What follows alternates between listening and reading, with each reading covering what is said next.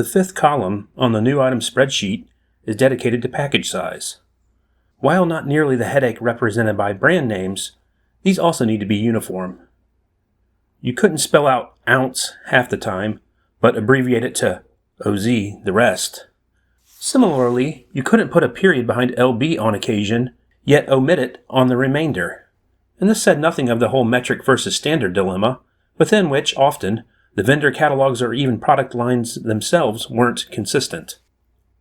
The same applied to liquids, occasionally abbreviated as FLOZ and occasionally not, decisions seemingly determined at random. Regarding their purposes, it doesn't much matter whether something is a liquid or not.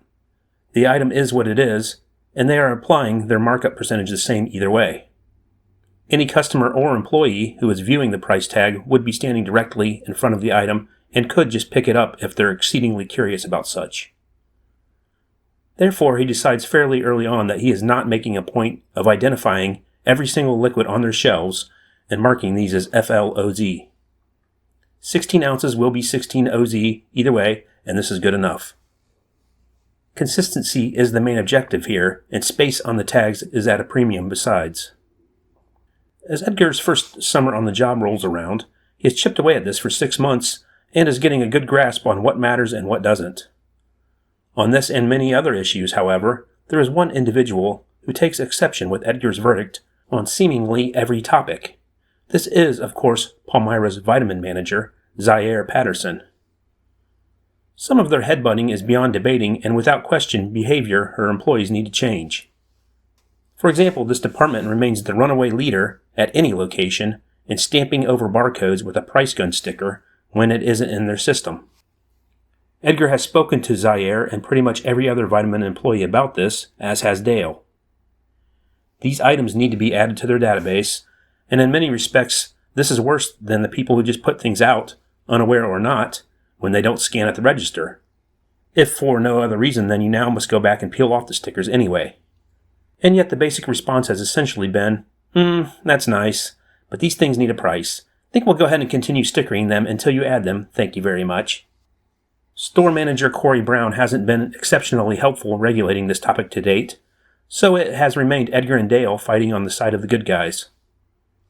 Even though the hand stickering clearly indicates that these employees are aware this doesn't scan, so the procedure here is to fill out the new item sheet and send it to Edgar. Debating it further only breaks the entire topic down into even more arcane and mostly, besides the point sub-arguments, among which the most popular are A. It should be in the system. B. It used to be in the system. C. They already gave it to him, which, when he begins pulling up email history to refute this point, frequently morphs into D. Well, actually, they already gave it to Zaire, so she must not have turned it in. E. If he added it, the price would be wrong, because other similar items are wrong. F. Yes, it's true that vitamins is the only department in the store with its own computer on hand, connected to the internet even, which they often use, but they are not good with filling out an Excel spreadsheet, really not good with using computers in general. Regarding the last, as calmly and as clearly as he can, Edgar attempts to explain, hey, you obviously knew the item didn't ring up, so the thing to do is turn it in on a new item spreadsheet. If any points from A through F are still valid, then they can discuss this. And yet the scourge persists in Palmyra's vitamin department. Some play dumb by smiling and saying, really? Like it's the first time they've heard this, which might be the least objectionable response as far as Edgar's concerned. Yet there's the one thing that Zaire Patterson does put her foot down regarding. It's this matter of the fluid ounces not being labeled as such. It's an argument which has already begun to slowly transform. The first time she called him about it, this was her beef. Fluid ounces are different from dry ounces, she feels the need to inform him. To which he replied that, yes, this is true, but it doesn't matter. The products themselves aren't even differentiated as such half the time. Potentially impossible anyway when you think about something like, say, a fruit cocktail can, which is a little of both. And this wouldn't change the retail one iota. He would rather establish that all the items are going to be labeled simply OZ consistently across the board instead of ever beginning to insinuate that every single liquid in the system will be labeled FLOZ. Even if somehow miraculously accomplishing such, he can already picture the nightmarish scenario of various employees, after they are finished hand-stickering over barcodes, opening boxes and sifting items to determine that some are 51% liquid and should also, in their judicious estimation, be labeled accordingly. The claim has since shifted in that Zaire now states it's the customers complaining about this, and she's only relaying the message. He finds this notion preposterous, yet even if true, it also doesn't matter. The drone's eye view of these debates is really what's at issue here, which Edgar boils down about the same as everyone else. Zaire's pretty damn obnoxious. Yet she's performing well enough otherwise that they can afford to, and really have no choice but to, look the other way. This store alone continues to suffer major and multiple bizarre quandaries, far more than the other two locations combined. Without a true butcher in place, Nick's old buddy Scott is occasionally enlisted to drive up from Southside and cut meat. Yet one problem with this arrangement is that he also tends to show up and act like he owns the place, barking orders at the deli employees, especially when Dolly's not around. And therefore the others, who are not in any way under his command, kind of hate the guy. "I think he's mostly just interested in being in charge," is the part-time fuck-up Steve's take on the situation, and he's probably not wrong. The remaining staff back here will admit to feeling as though tied in knots by the situation. A handful confess to not wanting Scott around because they could probably do that job if given a little training, but not wishing to take any responsibility for how the meat department currently looks because they haven't been over there. Yet also not wanting to complain to anyone about the lack of bodies back here either, because this would imply they might need Scott's help. Another problem is that he's never listed on the schedule, so nobody ever knows when he is or isn't going to magically materialize. Things reach a head on a Monday, the 10th, where Dolly is off, but has left them a list of things to order from Buckthorn Meats. But she's not even going anywhere, she'll just be around the house, is in frequent contact with Corey and the deli employees both. Therefore, it comes as a considerable surprise to them when Scott stomps onto the scene at 8 o'clock this fine morning. He's pissed off before even entering the department because chickens dated the 10th are out in the packaged case, shouting over the counter at them that these should have been pulled last night, the 9th, even though, as the handful present point out to him, this isn't their policy. They always let packages with today's date ride to the end of the day. "Well, it's the policy now," Scott growls. "I'm the acting meat manager." "Look, I'm just doing what they tell me. I'm not in charge of anything," Steve says at some point during this discussion. Maybe this remark sets Scott off further still, for he marches into and directly through the department, out the swinging back door and down the hall into Corey's office. Demands that Steve and Dolly both be written up for these outdated chickens. He's gone for a little while, presumably ranting and raving about the situation, before returning to get down to any actual work. He cuts a bunch of brown-looking oxtails, prices these at 99 cents, marinades some steaks, pulls out dates from the case, both legitimate and otherwise, i.e. the freak-out pieces dated the 10th, then writes a note for the second shift crew to stock chickens and set the seafood case, then bails at 9:30. Meanwhile, there's brown stuff throughout the meat case. They have tenderloins, pork sirloins, bottom round, chuck rolls all back in the cooler, uncut, and none out anywhere. As some will note, these do suspiciously resemble Nick antics. So those present knock out setting up the remainder of the deli case, then patch in meat with what they can. And then they place the buckthorn order that Dolly had requested. They are about 5/6 of the way through a cleaning list she had also given them that afternoon, such as scrubbing the floor with bleach, when a quite livid Scott rings them from his own department in Southside, accosting whichever random deli employee happens to grab the phone next. First he lays into the only recently hired Dave, before the baton is passed to Steve. The belligerent would-be meat manager is demanding to know who placed the Buckthorn Meats order, because it turns out that Scott also placed a Buckthorn Meats order for Palmyra, but failed to mention this to anybody over the course of his high-stakes tactical maneuvering this morning.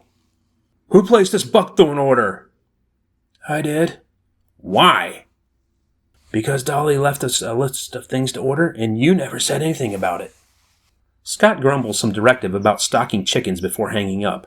He does ring up Buckthorn to request that they cancel his Palmyra order, except he apparently forgets all about, and fails to mention, having also ordered a bunch of stuff from Southern Hospitality, many of them the same items that were on Dolly's list, yet at a higher price.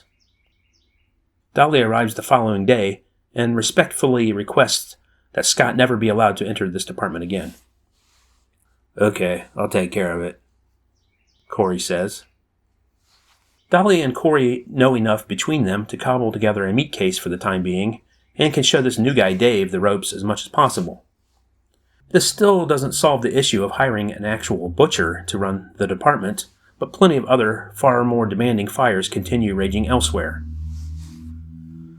Though the new assistant manager, Brady, is often likened to Barney Fife walking around with that lone bullet in his gun, he has to rank among the highest percentile in normalcy at this location. If nothing else, Edgar finds him at least a reasonable enough character and sharing enough common interests to carry on a conversation with.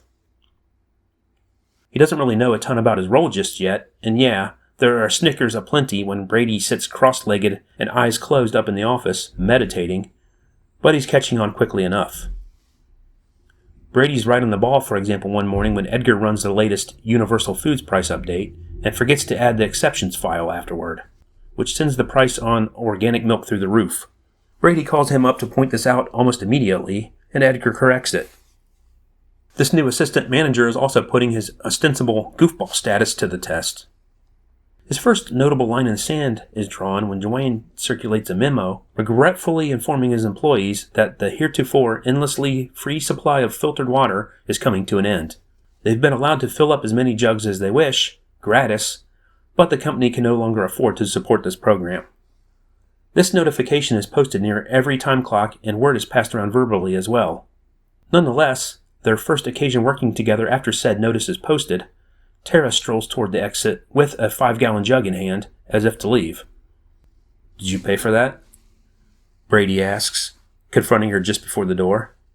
"No." "You need to pay for that." "Are you kidding me?" "No, I'm serious. Didn't you hear? Employees have to start paying for the water." "Man, fuck this place!" Tara says, sets her jug down right there on the floor in front of the registers, and continues onward without it.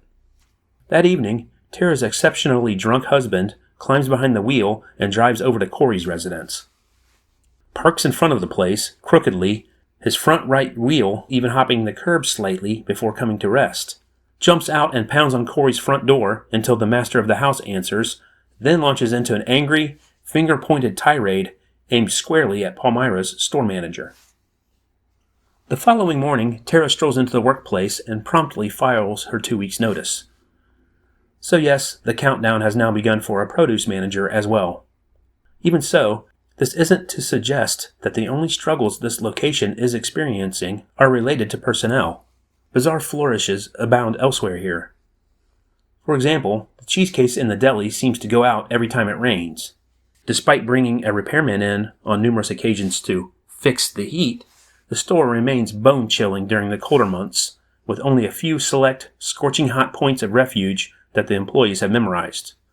Someone had these wooden black foot cases delivered here weeks ago, but nobody has yet figured out a destination for them, thus they are continually shuffled around between the receiving dock, back hall, and produce department whenever they are in someone's way. The strip mall's landlord, a kooky if rich older gent with the colorful name of Aubrey Doyle, likes to hang out and issue orders to employees, though not involved with the HHM operation whatsoever, and was once spotted strolling up and down the aisles while twirling a pistol around on his index finger. Yet these occurrences, while problematic, possibly even costly, are nonetheless capable of bringing a smile to one's lips. Not so much, however, some of the more confounding occurrences which directly threaten the store's bottom line. The Weights and Measures department has made a small feast of this location, for example, and on more than one occasion, just in the 8 months or so that Edgar has been here, the dude has shown up on the very afternoon they were in the middle of hanging tags for the monthly Universal Foods price update. Corey is able to talk him out of some demerits, but for the most part, their auditor doesn't want to hear perfectly legitimate excuses such as, "Dude, we just changed these prices this morning and are in the process of hanging tags." The latest visit, however, is of a different sort, featuring some cranky old woman they've never seen before as its star. Or make that villain. Without warning, she materializes one afternoon at the deli case with a shopping cart and a clipboard. Calmly begins piling up her cart with items and writing things down until first Dolly and then Corey receive a full briefing on her mission. Edgar, who happens to be on hand as well, is soon roped in for the bombshell. Until they straighten out the labeling on these items, she is quarantining the packaged section of this deli. At issue here are some finer points about the ingredients section, for things they are packaging and stickering from the Hobart scale. Soon Christy Marsh is phoned down at Southside to bring her up to date on these developments, yet the vast majority of these items preceded her tenure with this company, i.e. were the work of the previous deli merchandiser, the much derided and subsequently fired wine enthusiast. Corey even begins to argue as much that they'd gotten rid of their merchandiser a few months ago, and as far as anyone knew, these items were labeled correctly. But this lady isn't hearing it. She points out that they cannot just list something like mayonnaise as an ingredient, that you must in fact break out every component of the mayonnaise itself, in parentheses behind it. No one present has ever heard this before. But now they've got another huge mess on their hands to clean up, not to mention a crater-sized hole in their deli numbers until this is resolved.